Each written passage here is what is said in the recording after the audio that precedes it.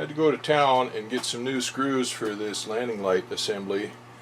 These screws here are the ones that hold the bulbs in. I could clean those up maybe and reuse them, but I went and got new ones. And of course the new ones are just pan head screws instead of truss head screws, but we'll make that work. We went ahead and went to the post office to check the mail. Got some packages, and I got my care package from Stoddard's. I called them the day before yesterday and ordered parts for recovering the cut of the wing. And so this came today from Anchorage. Now they sell Univair stuff, but if I'd have ordered it from Univair, it'd take me a month to get it. So anyway, this is kind of what I've been waiting for. This is the main thing that I needed. This is the flap return springs, and these are not the standard flap return spring. Actually, they have a needle on there too, and I didn't really need that needle. They had an 18-inch needle, and that's only a 12-inch needle there. I've got 12-inch needles, and it's a straight needle, and that doesn't have the bent end on it, but that's okay. It'll add it to my supplies.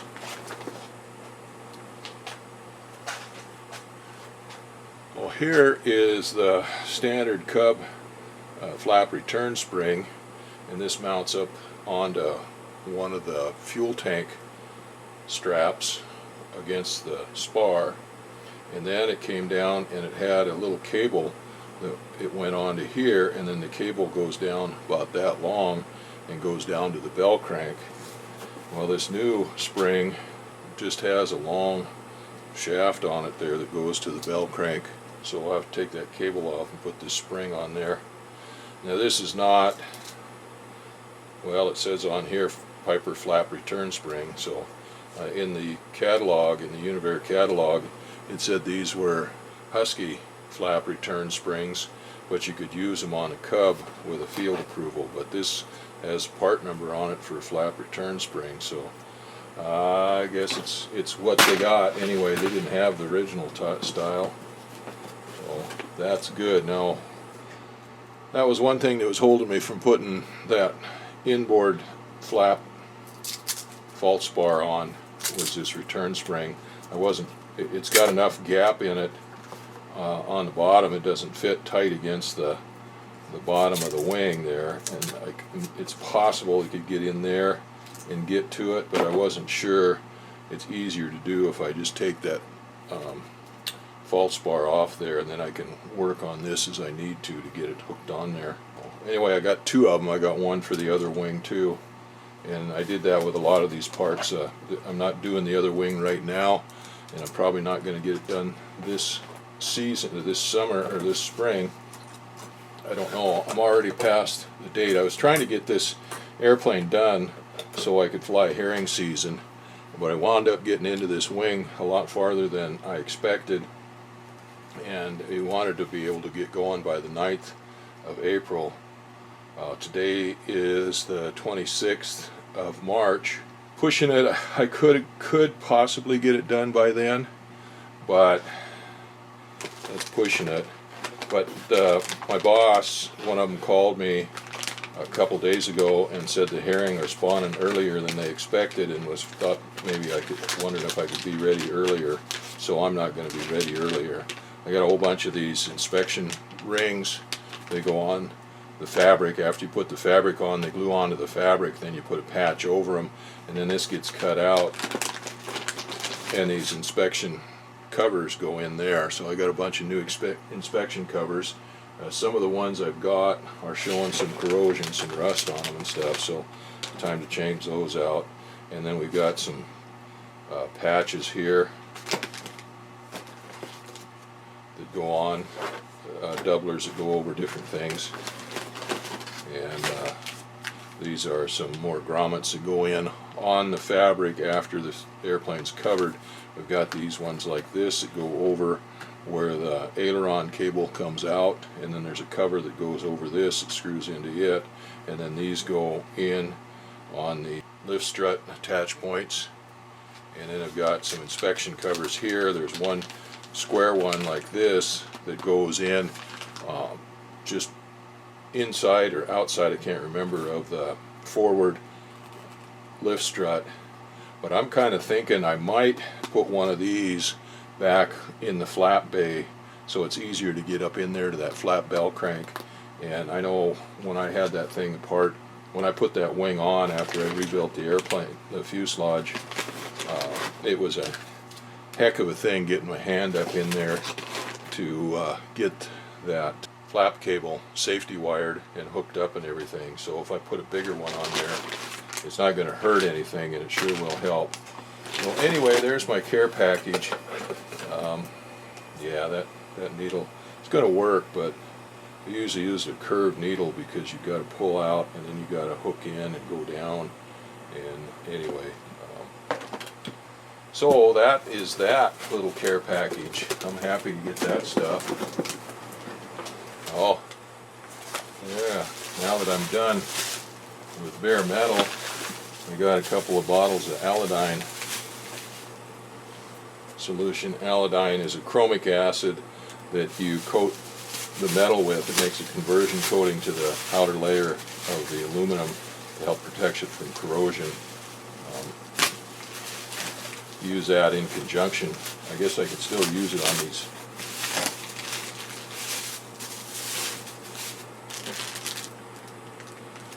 Well, that stuff turns the aluminum into a golden color, kind of like anodizing, but it's not anodizing, allodyning. That stuff's expensive. That's $60 a bottle for that stuff, but you can't buy it in town.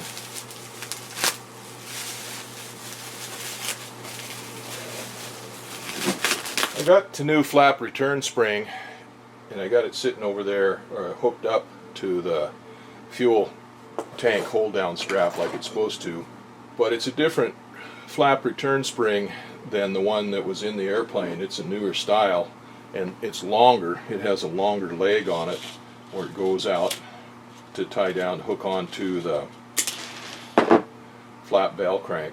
Some of the pictures I've seen and the stuff that I've read, the guys just take that spring and pull it out and attach it right to the flap bell crank. But I was pulling that out, and that pulls out long and hard, which preloads that spring quite a bit, and I don't think it leaves enough spring left in there to operate the flap very easily. Now you want the spring nice and tight or preloaded so that it keeps the flap up if it gets wind blowing against it from the back, and so that it brings it all the way up, returns it all the way up to zero position when you bring the flaps up. But I don't think you want to load that too much. Well, what the old one had on it was a length of 16th inch cable with an eye on both ends. It's too long, so I've got to make up a new cable there. So I've got some 16th inch cable. This is what I use to make the trim cable for the Cub when I put the new fuselage in it. I've got some copper Necopress sleeves, and I've got some stainless steel ones. I don't know whether these copper ones are going to be the right size or not. I went to town yesterday and I found some brass ones that a guy was selling that they use for trolling connectors, for trolling wire and stuff on boats for fishing. But if I don't have to use these, I'll take them back and get my money back. They're pretty expensive. Well, anyway, I got to test these out and see how they work, and see, this is a Necopress tool here that's for telephone stuff, so I'm not sure whether it's exactly the right Necopress tool for this 16th inch cable or not. So we'll give it a try and figure it out before we go and try to make something up. Okay, that's squeezed down. Alright, that's going to work. Yeah. Alright, now don't look too close at that. It looks kind of funky. I didn't get it all the way down to the end here. It's flared there on the end, but that was just a trial to make sure that those sleeves would work. There's two different types of compression sleeves for cable, and there's the common one is copper ones, and then there are aluminum ones. and there's an aluminum one there. You're not supposed to use aluminum ones in aircraft construction. You're supposed to use the copper ones. But I've got some stainless steel ones there. Let's see if those will work.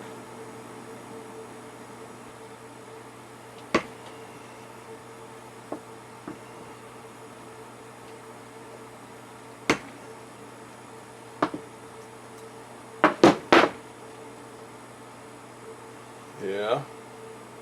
No, I can feel it slipping a little bit. I can feel it slipping a little bit. Let me use a regular tool with it that I know has got a 16th inch compression on it. That doesn't compress it any more than the other one did. Oh yeah, that's tighter. No, it's still got a gap in it. I can still see through it down there. So luckily I can feel it moving in there. Luckily I did find a few of these copper ones here that's good for 16th inch. So I'll go ahead and take that cable off of the bell crank over there now and bring it over here. And I don't have any of these sleeves like this, these for the 16th inch cable. These will work on 8th inch cable and 3/16 cable, but they won't work on 16th inch cable.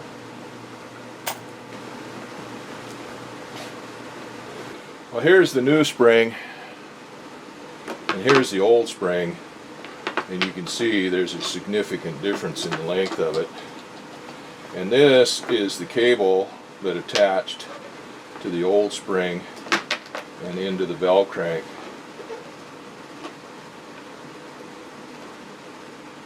Oh my God, that's almost as long right there. So this spring was preloaded out like that, I suppose. Let me try this again and see what happens without that. I don't know. I don't like that very well, but we'll find out for sure here in a minute.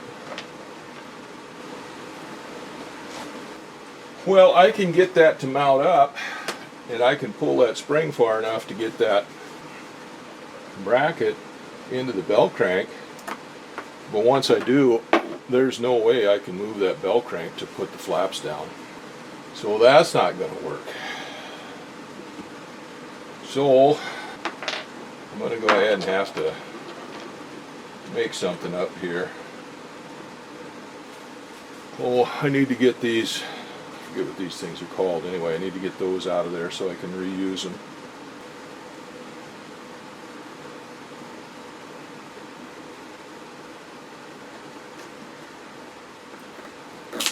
Whoa, there we go.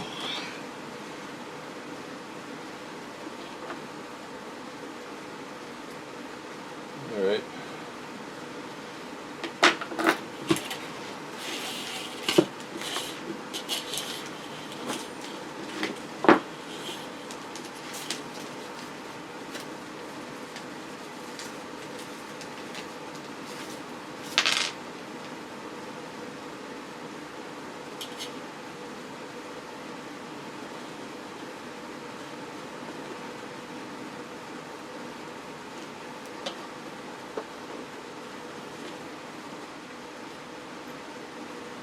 Pull this tight and use these vice grips to hold that cable tight.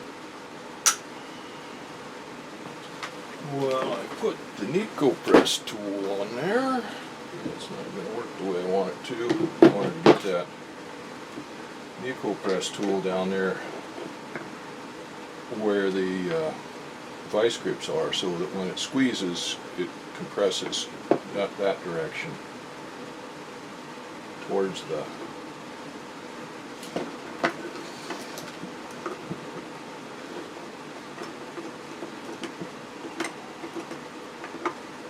this tool ain't going to work. The other one ain't going to work any better.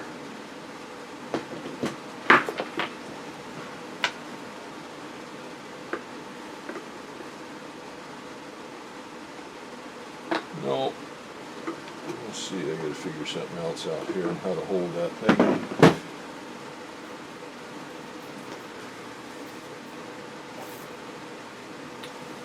go to plan C, I guess.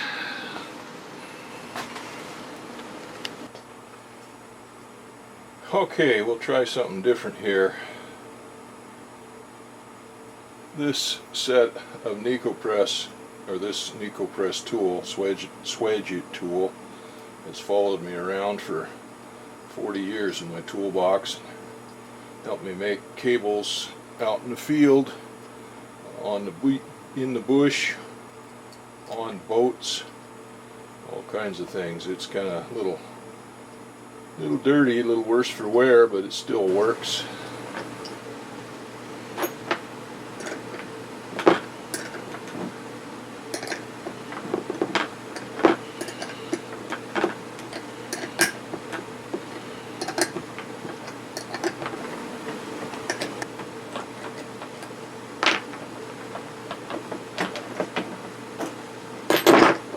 Okay, like I said, that makes a good squeeze.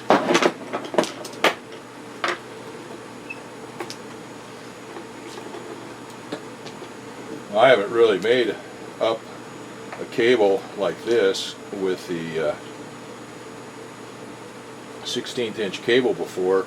The last time I used the 16th inch cable, I did a long splice. I made the trim cable on the fuselage of the airplane. Because I had the wide body fuselage, I put that right in the airplane and made it up to custom made it to fit, and I was actually happily impressed with that. The splice on it was actually nicer than the splice on the cable that I took out of the plane.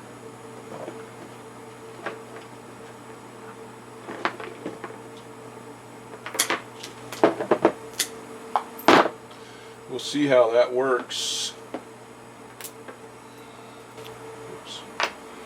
Well, that didn't work.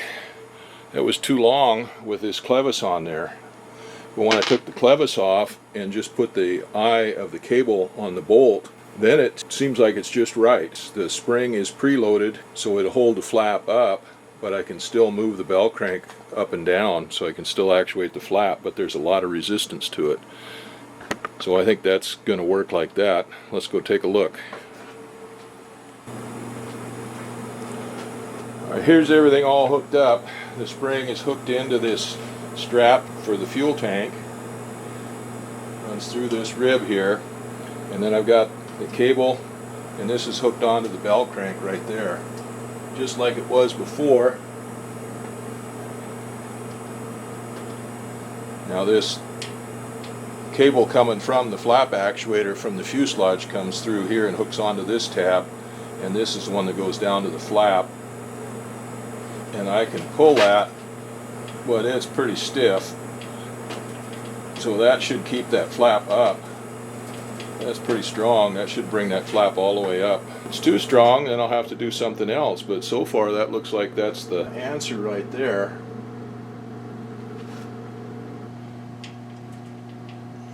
And now that false bar, when it goes on here, the hinge goes up and hooks into here. It's got a tab that goes up to stop this bell crank from going up against that spar. That's preloaded pretty good.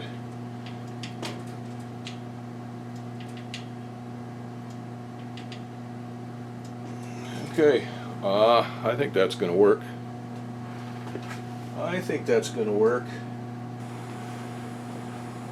I got to thinking about that cable on there, on that flap return spring. And I didn't really like just having that eye underneath the bolt like that. There's a big gap there. So I thought I'd try something, and I made a bushing here to go in there instead. There, that should be better. It's a smaller opening right there, and a bolt will go right down through there, and that'll pivot a lot better. And that's, instead of that eye, I thought there was a chance of that eye flopping off of that bolt head, even though I had washers and stuff on it. But that, I think, will work better. We'll give it a try and see. I'll go ahead and take that spring off of there and undo what I just did and redo it and see if we can't make it better. The eye was just around that bolt, and it would probably be okay, especially since there's tension all the time. on it, but I just didn't like it very well. The more I got to thinking about it, the less I liked it. So this should work better. So that's nice and tight around there now. Well, now I just got to disassemble this cable so I can get that other sleeve out of there and make it up again. There. I like that a lot better.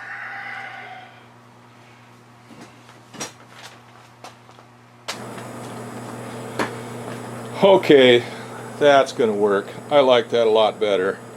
I thought for a minute it was going to be too short, but it isn't. It's got that spring preloaded, and I can pull this out, but it's pulling it back in there really good. And yeah, that's a whole lot better. I like that much better. Let's take a better look at that.